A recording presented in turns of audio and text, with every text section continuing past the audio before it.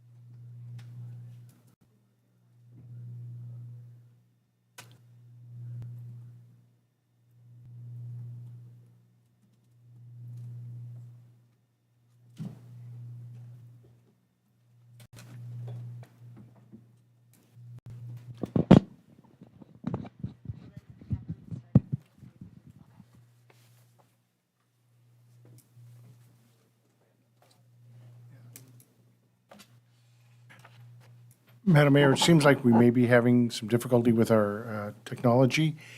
My suggestion, and unfortunately in this day and age, we do have those situations occur. My suggestion would be is to move on with the agenda. Maybe at the end of the meeting, we can try one more time. And if we're unable to reach the individuals, then we will just do the best. At least we have their names. And do we know what they were going to talk about? No. I think we really have to take an examination how we're doing all this. So anyway, why don't we move forward with the agenda, Madam Mayor? Sure. If I can suggest as well, any individual that wishes to speak, type their names in the chat box and which item they wish to discuss. And then at the end of the meeting, we'll see if we can connect and we can have them speak or even call in. And what we could also do, Madam Mayor, is do we have a email address that someone can send an email to the city right now? Yeah. So what I would suggest, if anyone can hear me that's waiting to speak to the city council, if you could please send an email to, why don't you state the email address? Public comments, PUBLICCOMMENTS, public comments at pico-rivera.org. And if you send in an email to that email address, we'll say it again, please state your name and a number that we can call you back on. So this way we can take the affirmative action. And again, the email address is Public public comments comments, at plural, pico-rivera.org. public comments at pico-rivera.org. Yes, we're Thank you. sorry. We apologize for that. So let's move on to the item, the agenda items regarding consent calendar, items number 2 through 11.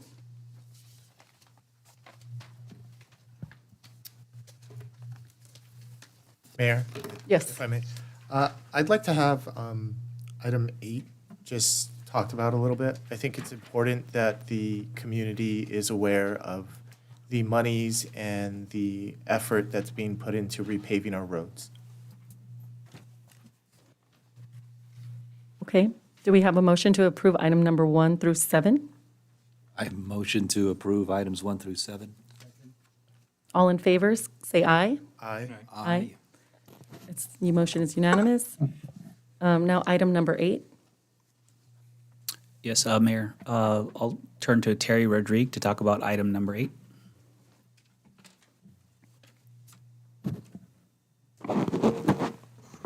Thank you, Madam Mayor, members of the City Council.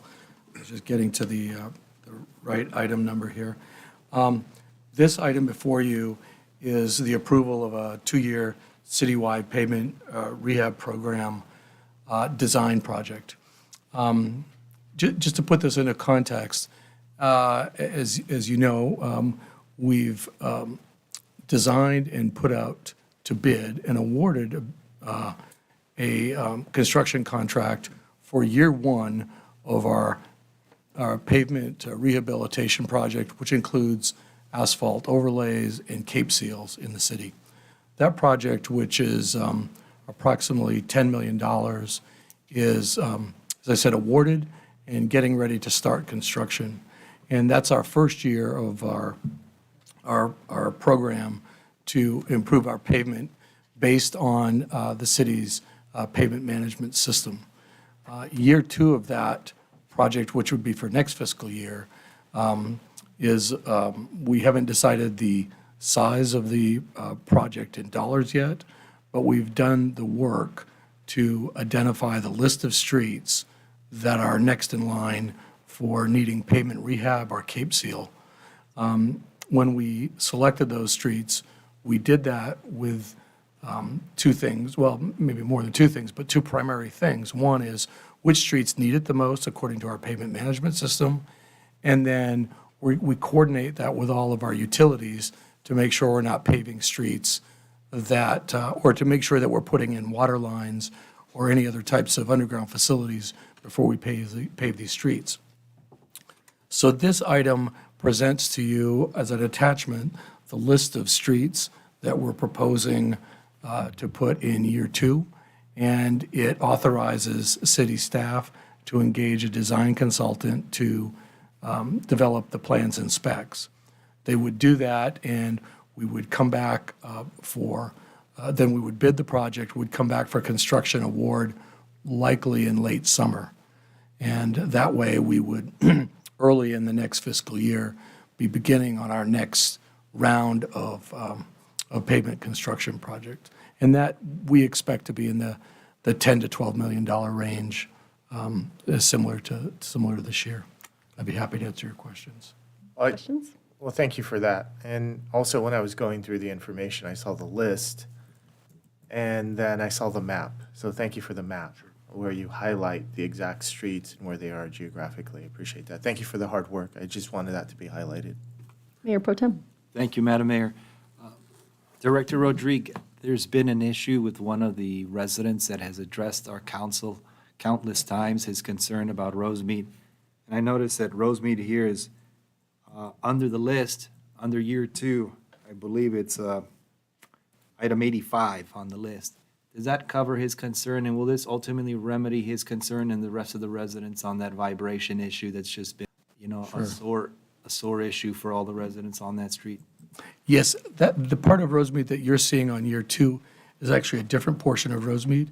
There's a construction contract already underway that is working on the part of Rosemead that you're referencing, the trench and the vibration complaint that we've received. On this part of Rosemead that we're doing now, we've done all the concrete work. We are coordinating with Sci-Fi to install fiber optic, and when that is completed, the final piece of our project on Rosemead will be to grind and overlay the entire street, and that includes the section of the trench in which you refer, and will alleviate any of the vibration or trench concerns. We already went in and redid the trench itself, but it's waiting for the Sci-Fi fiber optic cable to go in before we can finish capping the street, which will alleviate those concerns. Thank you. Any other comments? Yes, Councilmember Camacho. Yes, thank you. Thank you, Councilman Olada, for highlighting that, because it is important for the community to recognize such an important item. And we've, this is a few times we've approved these road improvements. And, based on the index that we referred to, we're going to, prioritizing all the worst ones out there. And the only ones that, unfortunately, as you stated, Director, that are not is because we're going to do some below-ground work, whether it be sewer or the lines, the fiber optic lines. But nonetheless, in the next few months, we will begin to see a lot of road improvements throughout the city, which is great. This is phase 2 or year 2. So, there'll be disruption in your street, but nonetheless, it'll be some great work coming, millions of dollars invested in our roads, and I think it's important to highlight, so thank you for that. Councilmember Elias? No? I have a question. It's common for us as a council to get resident requests, about their street. And when is my street going to be fixed? So the average resident, I don't think, is going to read our 500-page report here, our agenda. How can they find out when their street will be repaired? Because, thank you, Madam Mayor, you're exactly right. That report is not that easy to decipher. And each year, we take that report as an important piece of data, but only one piece of data. My suggestion for a resident would be to call the Public Works Department, tell them what street, we'll do some research, and we can at least tell them what year we believe it will be, what it's scheduled. Between now, especially if it's a few years out, between now and then, things can change a little bit because of undergrounding with water lines and things like that. But we can give them an idea of the condition index of their street, and at least preliminarily, when it's on schedule. Of course, if it's a year 1 or 2, assuming this item gets approved tonight, then we would give them exact information on their street. Great. Yes, Mayor, Councilmember if Camacho. I can follow up on your question. It's a great question for the community to see what's happening in the city. I know we've had a presentation. I actually asked the city manager, Javier, we do have a portal that will be, you're looking at already, that the community can now in real time see current projects, future projects, and I think it's something that we need to get going and bring awareness to our community, because I think that is the biggest tool right there that the community can have, is see every project, the costs, the scope, and when it's coming to your street, which thank you for that question. Yeah, definitely, we'll be implementing, we just implemented a GIS not too long ago, so a lot of our public works projects will be able to be highlighted on our websites moving forward. Yes, Councilmember Lara. Also, just a recommendation, city manager, if social media could maybe advertise this item, just the amounts of money and that the city actually has a plan and we recognize that this is an issue, that would be appreciated. Thank you. Yes, definitely, we'll be rolling out a pretty aggressive campaign on all the infrastructure project that we're working on shortly, so we're working on that now. Thank you, Director. Do we have a motion to approve this item? So moved? Second? Okay, all in favor, say aye. Aye. Aye, thank you. Motion passes unanimously. Next item, we have under our Water Authority, items number 9, 10, and 11. Madam Mayor, that was part of the consent calendar. Oh, yes, wonderful, we already passed that. If I may comment, take the privilege, we already voted on it, but I did want to comment this in relation to all of these capital improvement projects. The item number 10 was the completion of the project, which is Director Rodrigue. We want to give you kudos as well. This is very important water infrastructure for us. So thank you very much. Hopefully, we will highlight those on our social media as well. So item number 12 in our regular agenda. This is really exciting. We had our guest speakers talk about it. Is the amendment to our code regarding the establishment of the Veterans Commission for the city of Pico Rivera. Motion to approve. I second. Yay, thank you. I'd like to have a brief discussion about. Yes, we will. Yes. Councilmember Lara, would you like to speak? I have an update as well regarding our ad hoc. Okay, great. Well, do you want to give, because my question is going to be, I just want to get into the details on who can be members of the commission. So I'm not sure if you covered that in your ad hoc. If you did, maybe you want to Sure. highlight that, and then I'll withdraw. Sure. So we met with a group of veterans, Councilmember Elias and I, and it was, I'm proud to say, we actually had representatives from each branch of the military, from the Navy, Air Force, Marine Corps, Army, and we had a representative from the auxiliary, a lady from the Lady Auxiliary. So that was wonderful to have get their expertise. The recommendations, I don't know if we can pull them up, or if Director Garcia, if you would like to share. The recommendations were similar, to follow the pattern similar to our current commission, where it would be an application. And each council member gets to identify one veteran or spouse or auxiliary member. And the auxiliary members are often the wives of veteran members.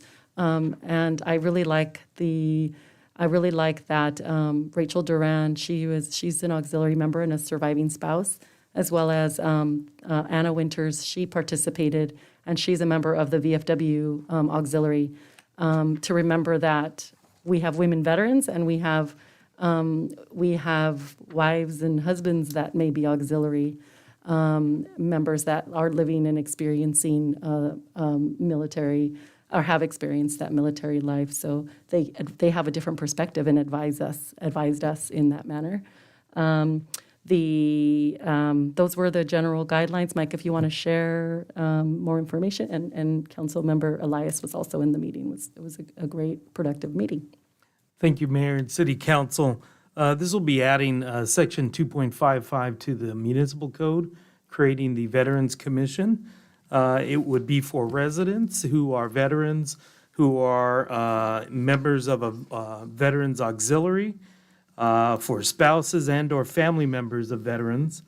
Some of the changes that we provided to you in red line are incorporating comments and direction provided at the ad hoc yesterday. So the biggest changes are in Section 2.55.70 under powers and duties. The Veterans Ad hoc provided additional detail on the duties. What will happen is we will also memorialize the stipend for the commissioners in a subsequent resolution. This is the first reading of the ordinance, and there will be a second reading, and then the resolution will be presented. This is the format we have followed in previous commissions, such as Parks and Rec Commission, as well as the Sister City Commission. Yes, there is an application that's available online that will have to be edited to include a box for the new Veterans Commission. And then the process is anyone that qualifies in the city can submit that application to the city clerk's office. And then all of the council will receive those applications. And then we can select commissioners, our own commissioner, based off of those applications. And we'll get one per commissioner, and the individual will, one commissioner per council member, and the individual will receive $75, I believe, is the proposal per meeting to serve on our commission. Any comments or questions? Madam Mayor, I was looking at the item here, and I wanted to direct this also to Director Garcia. Members of the Veteran Commission shall be residents of the city who are veterans, spouses, or family members. I would want to make the suggestion that the family members be immediate family members, because then we would probably get into problems verifying that they're not family members. I'd much rather have the wording to be immediate family members, i.e. children. A spouse or a child? A spouse or a child of a veteran?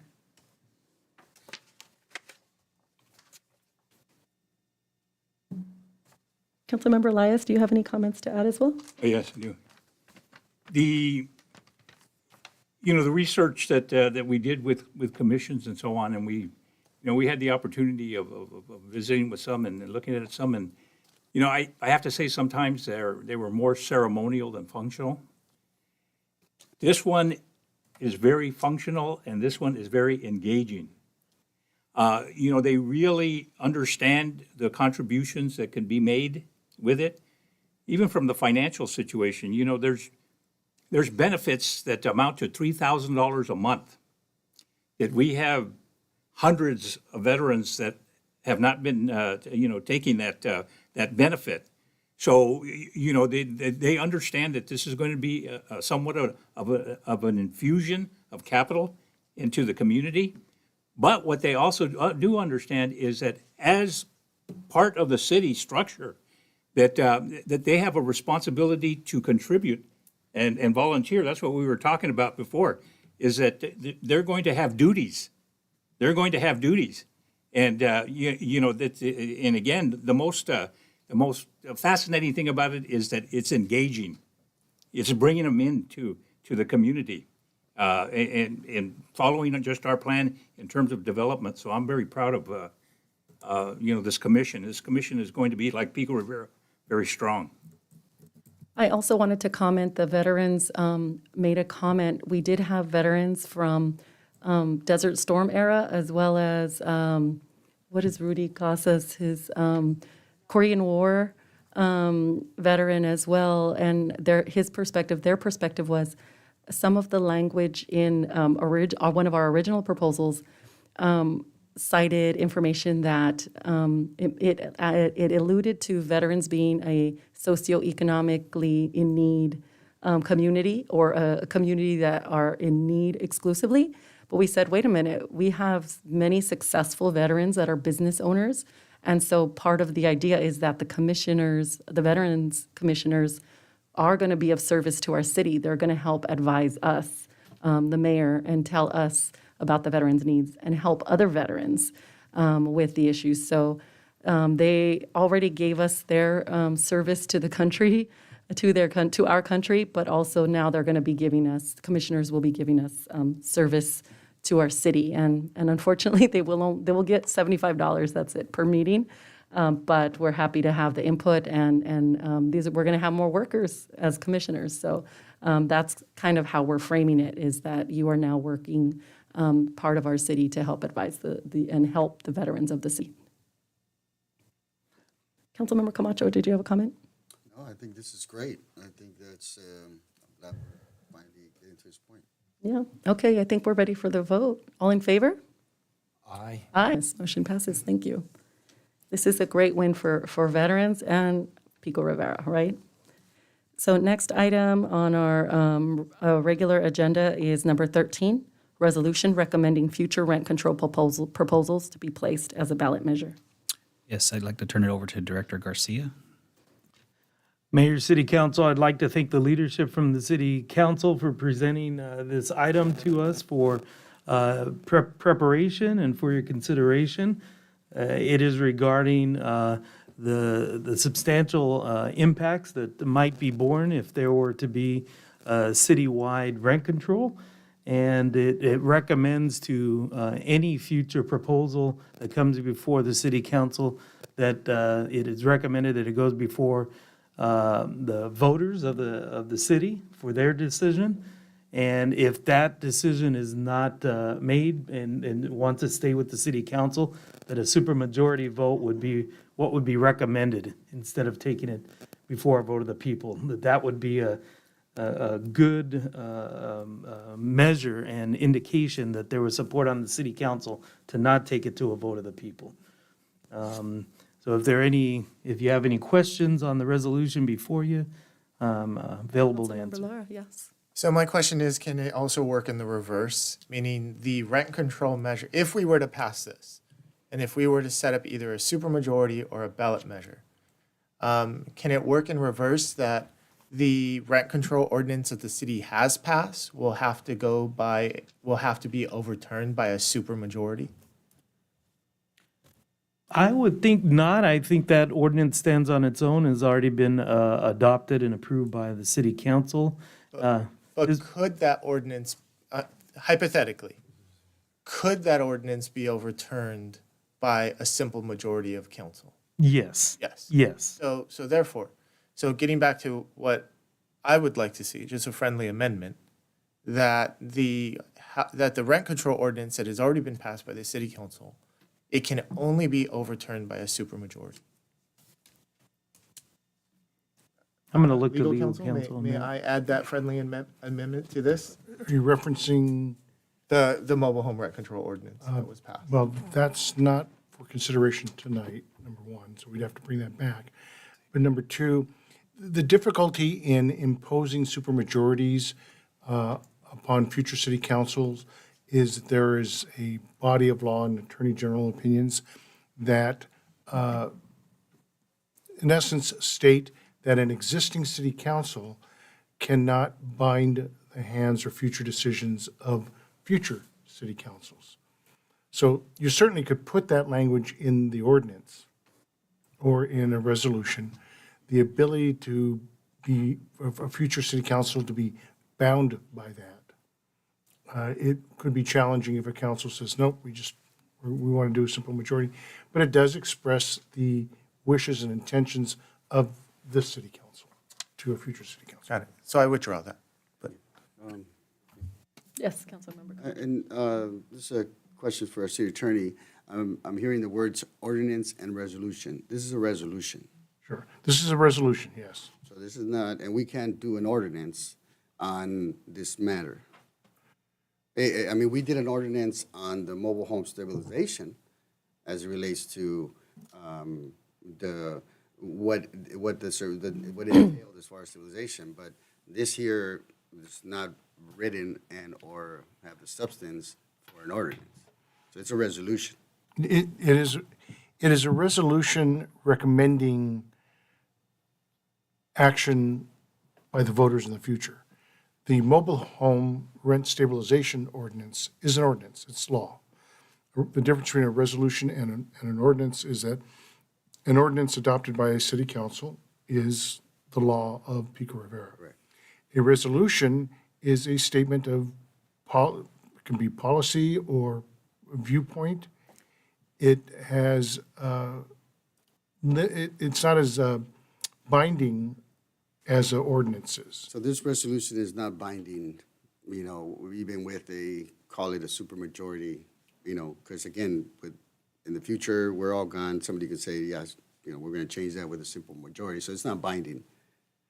It is binding for as long as the resolution is in place. Right, so 3 meetings from now, hypothetically, we choose to change this by a simple majority, that's as good as it gets. That is correct. So it's a statement that we're making here. That is also correct. So it's a statement that we're making that future majorities put a ballot measure of any rent control stabilization in the city of Pico Rivera, which, again, it's a statement. But I think you're trivializing the intent, okay? The response that we had from this was that we had property owners, okay? We had homeowners that basically said, this is going to affect our property values, okay? And we had no say in it, all right? We are allowing them to have a say in it, and, there was just a recent study where a city just finished its rent control situation, and the financial impact was that it did affect the community, and it did affect the property values of that particular community. And the resolution was, yeah, it's a short-term fix, but in terms of a long-term, it depreciates the value of the community. I think, again, the point that we're trying to do is that we're trying to say, we want to protect everyone. We want to protect everyone. And what it does is that it basically taxes us to become more creative in establishing ordinances to do these kinds of things. So, again, you may call it language, but I call it a symbolic gesture of protecting the property rights of individuals in Pico Rivera. Mayor, if I may. And just so once, and we've had this discussion during the mobile home park rent stabilization, and we were trying to make it clear, and we'll make it clear again. The discussion of a rent stabilization, mobile home park rent stabilization, does not impact the city of Pico Rivera. It's specific. You know what, that's not true. That's an assumption that you made. May I? Well, I have to do it because, again. Councilmember Elias, May I? let him finish, and then you can go next. Thank you. So once again, and I'll make the statement, and, I'll debate it, whomever wants to debate the issue. Mobile home park rent stabilization does not impact the city of Pico Rivera. Do you have the qualifications to debate anyone on that? Sounds like you don't, but nevertheless. Sounds like I don't? Nevertheless, if I may, Mayor, be professional. Please, let's take turns. My statement and my comments is mobile home park rent stabilization is different than a citywide rent stabilization. I don't support citywide rent stabilization. I don't think any of this body up here supports citywide rent stabilization. And there's nothing that is in this resolution that's going to prohibit any new philosophy or ideology of future elected officials to change that. Maybe it gets more strict as you want it, or maybe it gets less strict, but that's dependent upon the elected body in the future. So this is clearly a statement that we should do this, but it does not bind anyone to future. And I'm asking our city attorney to tell me otherwise. But I just want to make sure it's clear that the community understands what somebody perceives to be true and what somebody, the facts. Councilmember Lice. Well, if you want him to make an ordinance out of it, you could make the motion, to call it an ordinance if you want. You can't make an ordinance, you just heard. But you were able to make an ordinance just that fast with the trailer parks, then, weren't you? Different to what this, you have to understand Okay. the difference of the laws. So you What have to I'm understand saying right now is there's that difference in laws. here's an effort to protect it, okay? It's a statement. And my concern is that you don't trivialize it by saying it's just a statement. Just call it what it is. It's an effort. Call it what it is. I'm just calling it for what Mayor- it is. Mayor? Yes, Clear. yes. If I may, Councilmember I- Laura. You know, Councilmember Camacho brings up a good point, and you explained it once. And can we get back to your question on if I could repackage your argument and then correct me if I misrepresent it, because I think you make an important point. This is just simple. This is a resolution, and this resolution can be overturned by a 3-2 vote. Is that what you were getting at? Okay. Can you elaborate on that? Thank you. Madam Mayor, members of the City Council, a resolution such as this could recommend that future action by a city council must include a supermajority vote to implement that action. It can recommend that. The law is that even by doing so, if a future city council, or even this city council, at a future date wishes to repeal the resolution or amend the resolution, it may do so by a simple majority of the council. Okay. Madam Mayor, if I may speak, I believe the issue of mobile home rent control has already completed itself or is in the process, so that commentary should be left for some other day. The item here has to do with the resolution for rent control for all residents of apartments and homes, not mobile homes. And the state of California already has rent control for every city. So I don't feel that our council or any future council would have to meddle with current statewide rent control, and she'll feel a need to create a city rent control for apartments and homes. Now, for that reason, I think our council is intelligent enough, and I should hope that future councils would not implement city rent control for apartments and homes, being the fact that the state already has rent control for apartments and homes. So for that reason, I wanted to clarify that for everyone and myself. And those are my comments, and if there are any additional opinions differing from what I'm saying, I'd like to hear them. Okay. Do we have a motion for any action or recommendation for any action? So if I could just make a last comment. I agree with Councilmember Lutz in the sense that there's statewide rent control, but another body could come and say, well, the statewide rent control, the cap could be 7%, but a municipality could say, well, we want to pass rent control that's 3% or 2%, right?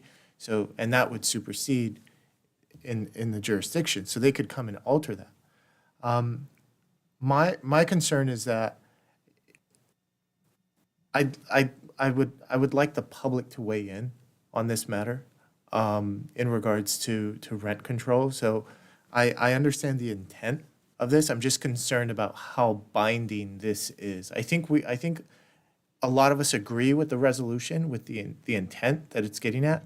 I just don't know how binding this is and what it's going to do to tie the hands of future city council members. Thank you. Thank you. I would like to comment as well.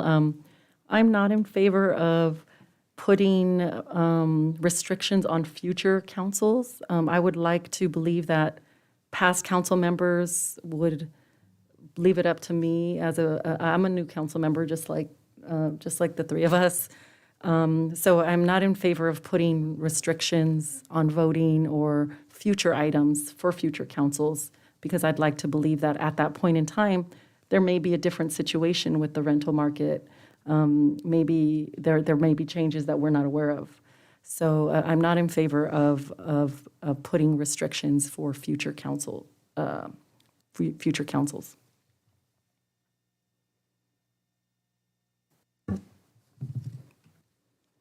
Do we have a motion or recommendation? I just get a little disturbed that when we're talking about the welfare and the benefits of an entire city, that we find ourselves as the, ultimate decision makers. We have, I don't think that we have allowed, we keep talking about engagement, but we don't engage the community, and we don't get them in part of the decision-making process. And again, I think that they're due. I think they're due this, okay? The very day that we passed the ordinance there, I had people come to me and say, you know what, this isn't fair. Okay, if you do it to trailers, you got to do it for us, okay? And you know what kind of impact it's going to create on our community that's just developing right now? I've already heard developers say, you start doing rent control, we're out. Okay, so what we're doing is that we're forfeiting our future just for the idea that we want to keep the power to be able to make those decisions? No way.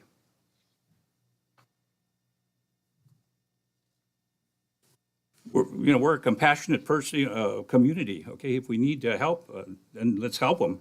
But we don't have to do it at the sacrifice of everyone without their consent. Do we have a motion or recommendation? Do we need a motion for this or just for discussion? Motion to approve, then it doesn't move forward because there's no motion. Okay. Okay, so I think we have a consensus. We can move on to the next item. Item number 14 is the discussion regarding our Veterans Resource Center. I can provide an update on that as well. We discussed this on the agenda with our ad hoc committee, and the feedback from the veterans was that they certainly would like, similar to what the commander mentioned, 5 days a week services to veterans. We do have a large veteran population in the city. The feedback was also that they would like it somewhere central because we have an American Legion and VFW on the north side. We have an American Legion and VFW on the south side of town. So they recommended somewhere central. As well as to look at the data of the ages and the needs of it was an assumption that veterans, the majority of veterans are seniors. We don't know that for a fact, but we can look up. I believe we did a census recently, and if we can look up some numbers about the ages of the veterans. And one of the veterans brought up that there is a caseworker that's currently working out of the senior center that is paid, a city staff that assists seniors 50 and older, whether they're veteran or not. And that individual is already working at the senior center. So those were some topics that were discussed. Certainly, we recognize that not all veterans are seniors, not all veterans are men. And so there was a large conversation. Some of the services that are provided are to spouses, such as Rachel, she's a surviving spouse. So the services that the Veterans Center might provide might be services to spouses as well at that center. So there was a large conversation about that. The city manager, I believe, was in communication with, and council member Elias were in communication with the LA County Public Library. However, that they only were able to offer us 1 day per week, 4 hours. And I think the consensus of the ad hoc were that is not sufficient. Because let's say each veteran took 1 hour with a staff or an officer to help a veterans resource officer, if it would take 4 hours, they'd only see 4 veterans per day, and that's how much per week. Actually, they would see 4 veterans per week. So they felt that 4 hours per day, once per week, would not be sufficient to provide a resource center for the city. So that's the feedback. Anything else, Councilmember Elias? Well, no, that was the most significant, and I think the most beneficial was the agreement that that one day is not going to be enough. That one day is not going to be enough. Councilmember Lara, yes. Yeah, thank you. First, I want to thank Councilmember Elias for championing this item. As what was manifested by the speakers that came in, this is something that, in my opinion, should have been done a while back. But we're here now, and we're going to do it. So I also met Councilmember Lutz, if I may, we also met with a few veterans, and we heard them out, and we talked. We actually met with the VSO, and it was educational. It was educational for me because it's not a space that I deal with on a everyday basis. So just understanding the complexity and the operation of a VSO and his abilities, but then also getting recommendations on what the game plan could be to have a successful Veterans Resource Center that is sustainable for years. One of the recommendations that was given is that the city would look into hiring potentially a part-time worker to staff the Veterans Resource Center. The VSO, they're like a physician. They're like a specialized physician, okay? And their time is at multiple Veteran Resource Centers. So the VSO spoke with us and he said, I can probably only give like 4 hours a week.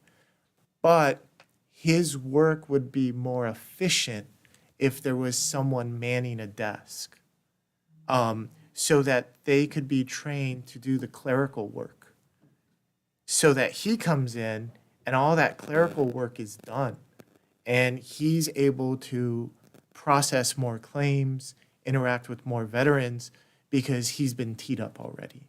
So that was one recommendation on having that as a part-time city position.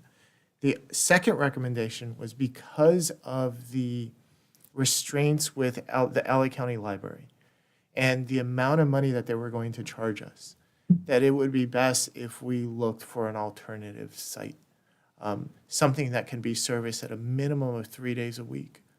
And, there was discussion about using the senior center. There was a brief discussion about putting a trailer in the parking lot of the senior center. There could be other discussions about just renting an office space in the city of Pico Rivera. But the concern was that, and we walked through it with Janice Hahn, with the supervisor, is where they want to position the VSO and the Veteran Resource Center. There's no privacy. There's no privacy. And some of these issues are very sensitive, and there needs to be a level of privacy that goes along with that. So in my opinion, it's a must that they get their own space, whether it's a city space or whether we enter into a lease agreement with a commercial space. I think that's something that's going to set for it to last for a number of years. I want to say this. I think we need to set a budget. They need to have their own budget. They need to have their own resources.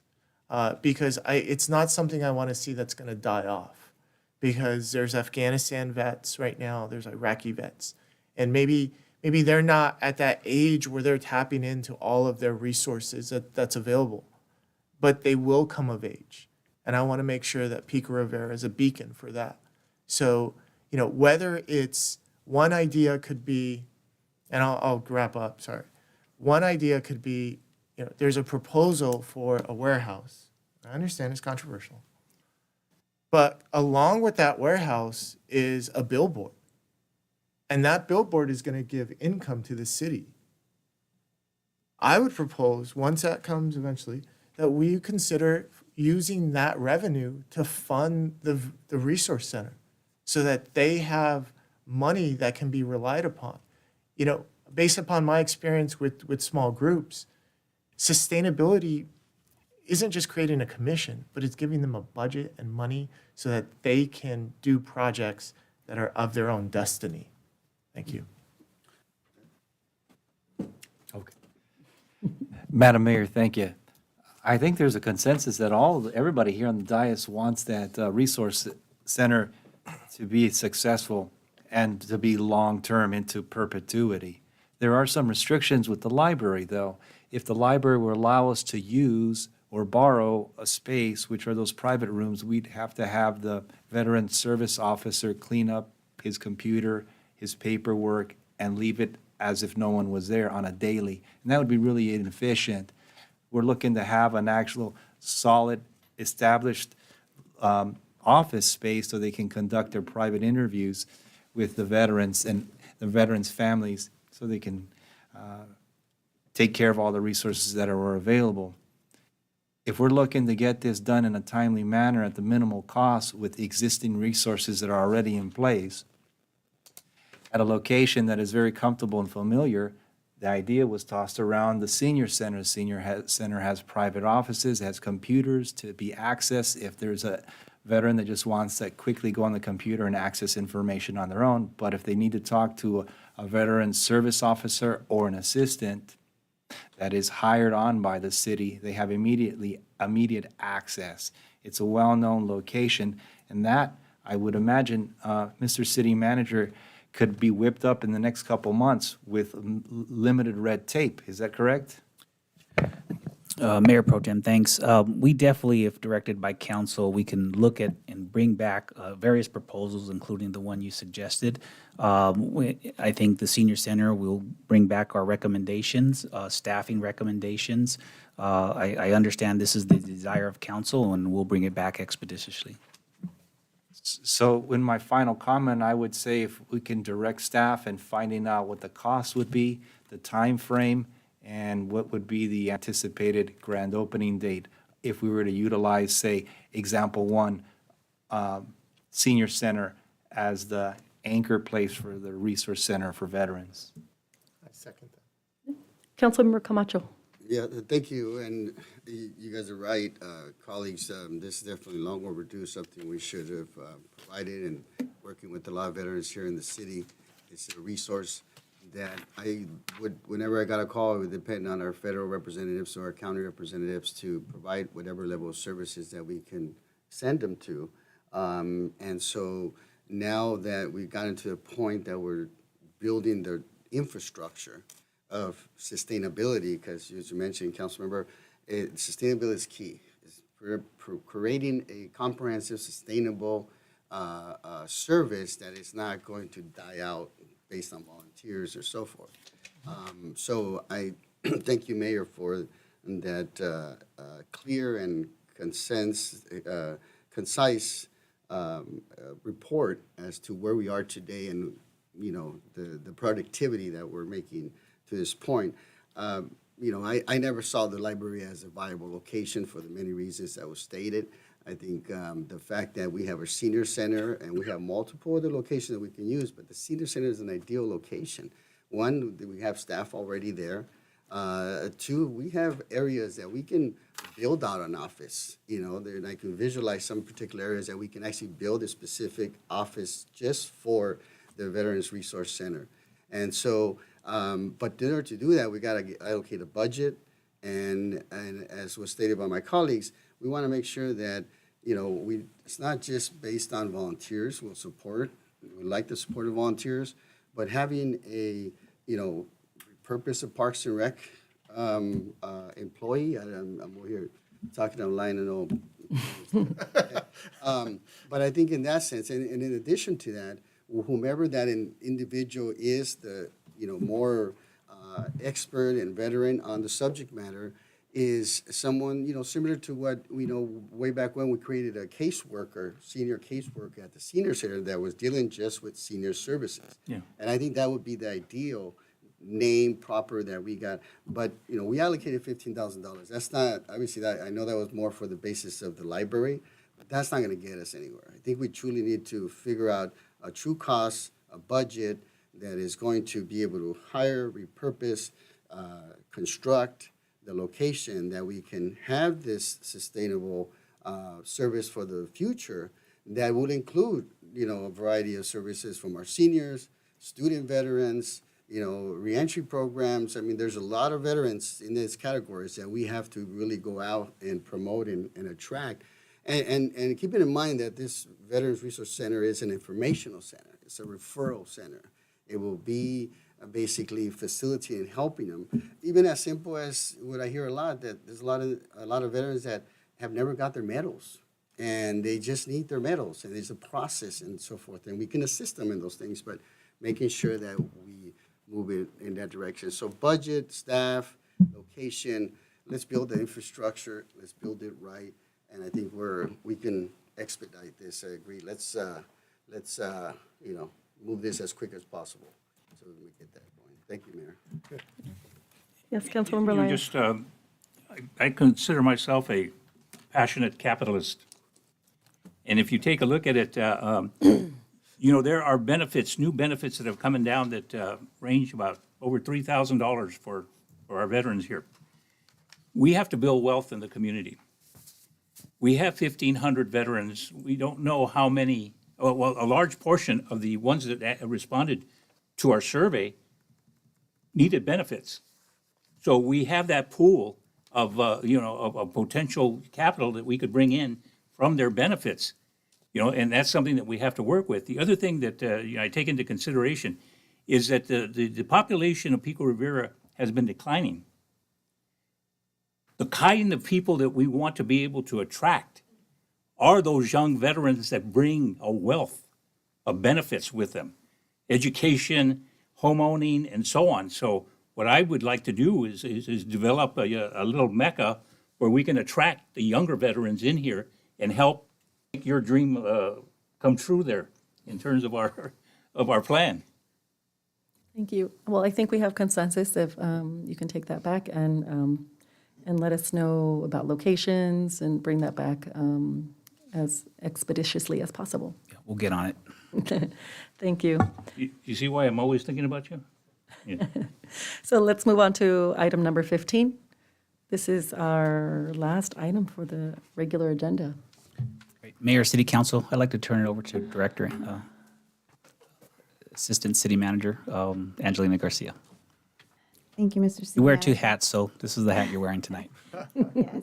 I'll keep this brief since it's kind of a long council meeting, but it is an important one. We're here to report to you the mid-year financial review with a concentration of the general fund, as it is our largest and most active fund of the city. So this focuses on the first 6 months of the fiscal year, and we're reporting on activity through December 31st, 2021. Getting a little... I think I'm going to have to ask the media team to start advancing it for me. It doesn't look like this is working.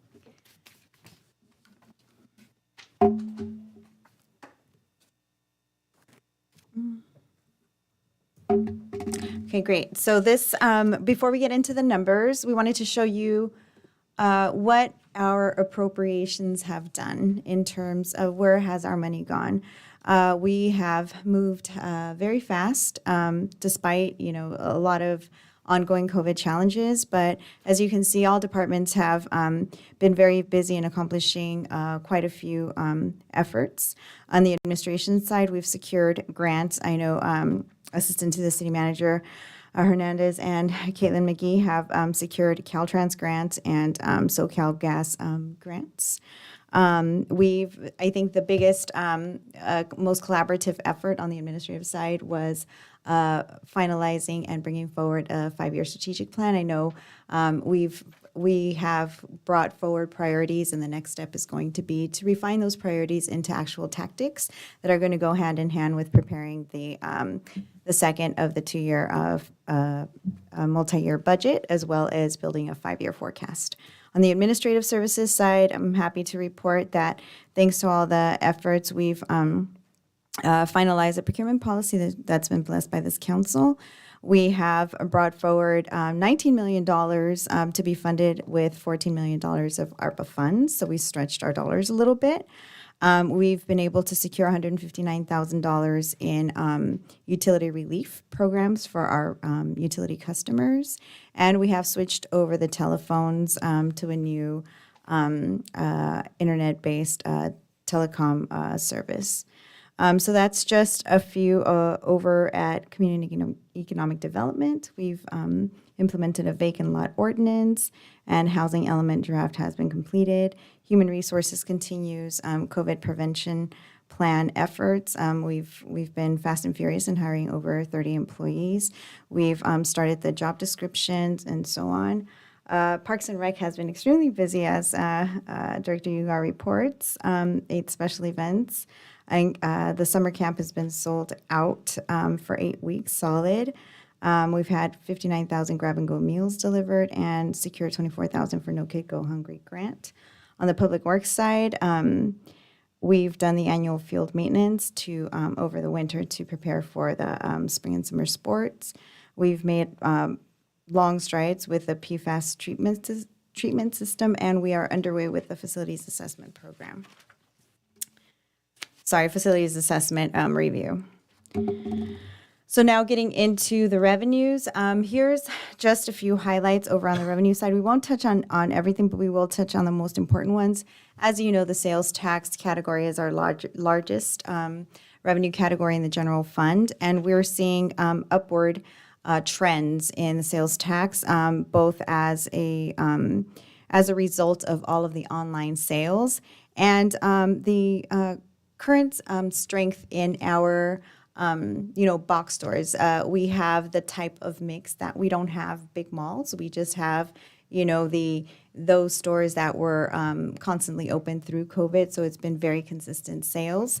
But the online sales, primarily by the Wayfair decision, brought in an influx of new sales tax on the online front. So that has resulted in an increase of, at this point, over $1.2 million compared to the same period last year. The other item worth noting is the utility user tax. So because electricity and gas prices haven't continued to increase, that then results in the utility user tax coming back to the city at a higher rate. Over on the expenditure front, you can see that despite lots of funded activities that we put through in the operating budget, we are still very lean when it comes to our expenditures. You can see that they are tracking in line with 2021 numbers at this point. The only uptick is in the Parks and Recs, and that's just natural as park programming reopens, and we had a lot of special events that went on for the first half of the year compared to 2021. So we do have a few adjustments that are included in the staff report that is in front of you. Over on the revenue side, for full transparency, we wanted to just put forward a modest increase to revenues. It's a net of just over $2 million, and primarily due to just the increase in the sales tax trends. Over on the expenditure side, departments have tried to just continue with their lean budgeting practices, and we've tried to just been strategic as to how we spend every dollar that we have appropriated, moved around some funds, tightened up the belt a little bit, but what you see here is $58,400 in additional appropriations for all of the departments, and that's just to cover some uptick in costs and unanticipated costs in purchase of supplies, for equipment repair, primarily and other supplies that have just gone up in price. So not too much that we're requesting. So here you have a snapshot, revenues to expenditures. Again, you see a slight uptick in revenues of about 1.4 million compared to the same period last year. On the expenditure side, 1.2 million compared to the same period last year. That's just normal growth. We also wanted to point out that the $5 million that was approved to go in to pay down the refinancing of the tabs is noted in the general fund. That does not take from the operating fund balance. That takes from an existing designation that was always set aside for that refinancing. Let's see. On the enterprise funds, we wanted to just highlight some of these are the 4 enterprise funds that we have to report. And this is just for the first 6 months of the year. As you can see, the golf course, there were some expenditures over revenues that is causing a slight deficit compared to the same period last year. That's the big unknown right now as, we continue to see the effects of just the close down of a large part of the golf course. On the prime side, just the instability of the rates has caused a little bit of a deficit compared to for the first 6 months of the year, I should say. In the sports arena, there was just a timing issue in the submittal of the rent revenue payments on the sports arena, but we expect that to taper off for the second half of the year as we received some of the payments in January of 2022. We do have a few adjustments to report on the enterprise funds, primarily in the prime fund. There isn't anything exotic other than as the rates increased, we have to make note of the impact on the revenues and the expenditures. So to right size it, there was an adjustment needed of $2 million on both sides. So just a quick recap, the recommendation that is put before you today in the staff report is to receive and file the mid-year report and accept our recommendations for the adjustments both on the general fund and on the enterprise funds. So that concludes my report. I'm open to any questions you might have. Any questions from the council? No? Okay. Do we have a motion? I just have a statement. Yes. No, I just, again, as we highlight certain things, as particularly like we talked about the road improvements, it's important to recognize I see a $2 million surplus. And, I think it's a combination of policy decisions here as the council, it's staff being able to manage, this unprecedented times and squeeze when we needed to, but now we're in an upswing in the sense of this growth based on the sales tax. Of course, I'll give credit to our predecessors who brought in the Targets and the Lowe's and the Walmarts as an example. And even though we took a hit with Home Depot when they left, I think these new retailers and the fact that we have a pretty diverse retail base allows for this sales tax increase. So always very volatile, but nevertheless, this is great. Thank you for that. Cautiously optimistic. Cautiously optimistic. Yes, Councilmember Lara. Sorry, Councilmember Camacho, I'm going to take a little bit the opposite. I don't want the city to become lull in terms of thinking that we have surpluses that we should make long-term expenditures. I'm always reminded about Peloton during this pandemic. If you look at their stock price, shot up to $125, right? Because everyone thought we were going to be stuck at home forever and everyone was going to ride Pelotons. And now it's $20, and they're talking about buying it out. And they were a classic example of the pandemic. And I'm concerned when I see all these surpluses, because it's not just the city, it's every city throughout in this region. Whittier, Montebello, everybody has surpluses, right? Because we didn't anticipate the economy being as robust. We didn't take into consideration inflation, and happily, we have surpluses.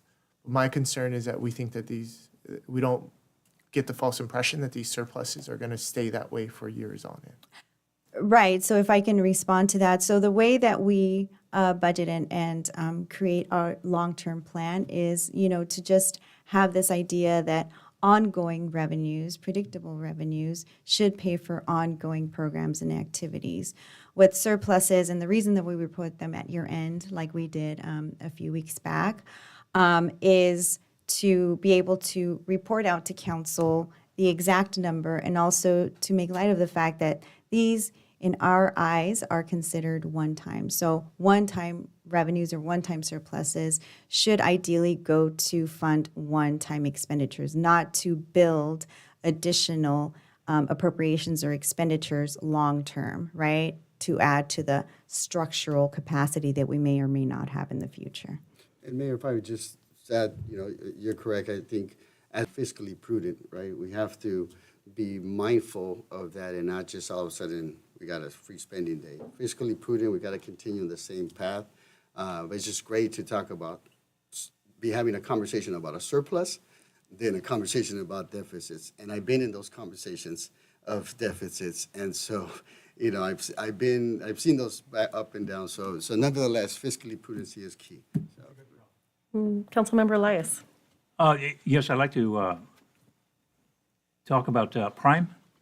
Yes. I've had several residents come to me and say, listen, I have people coming to my house, just selling the heck out of me to get out of Prime and go into something, something else, okay? I think we have to take a more aggressive stance in terms of the marketing and promotion of Prime. Because again, what we're doing is that we're kind of assuming that, they're going to join us just because we're good guys. But there's competition out there. And again, the people are telling me, I don't want to hear this competition. I don't want to hear that I'm going to get a better price. I want Prime. And, there isn't a voice out there. So, I'd like to see a little bit more of a private sector aggression in terms of marketing and promotion of the utility. Thank you. Noted. Mayor Pro Tem? Thank you, Madam Mayor. I would agree with Councilman, the fact that Prime is the city-owned electrical company, so the profits go to the city, and those profits are dispersed amongst our residents in improving our streets, giving them more park space and beautification projects. So remember, residents, you have a choice, but when you go with Prime, you have the ability to disperse those revenues amongst the city and beautify it. But other than that, I appreciate the report. Thank you. With that, we have city manager and staff report, but could we revisit, give us an update on the I public comment? apologize. I think we need. Is it, we vote, we need a motion, Yes, sorry. to We have a approve. motion to Apologize. approve. I make a motion that we receive and file. Receive and file. I as- second. Okay, all in favor, say aye. Aye. Aye, thank you, motion passes. Thank you. I would like an update from, regarding the public comment. If we have anybody, are we able to connect, or did we receive anything? Can we? Madam Mayor, we have two people, I believe, on the line.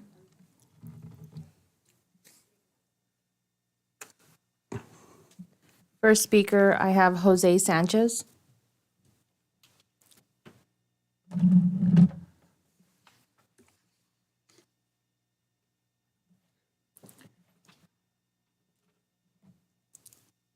Jose Sanchez.